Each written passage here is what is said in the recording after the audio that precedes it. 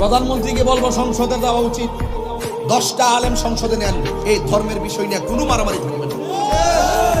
আলেমরা এক সাইডে রেখে দিবেন, তাহলে ধর্মের কথা কি যারা জেনারেল হেরা বলবে সংসদে? ধর্মের ব্যাপারে যারা পরিপক্ষ ওই ধর্মের লোকগুলোকে সংসদে জায়গা করে দিতে হবে। তাইলে এই দেশে, এই বাংলাদেশ সম্প্রীতির বাংলাদেশ হবে, ধর্মের সম্প্রীতি পয়দা হবে।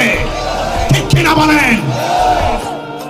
সব সেক্টরের এমপি মন্ত্রী আছে, উলামায়ে কেরামদের পক্ষ থেকে নাই, শিল্পীদের মধ্য থেকে আছে, খেলোয়াড়দের মধ্য থেকে আছে, সব সেক্টরের এমপি মন্ত্রী আছে সংসদে।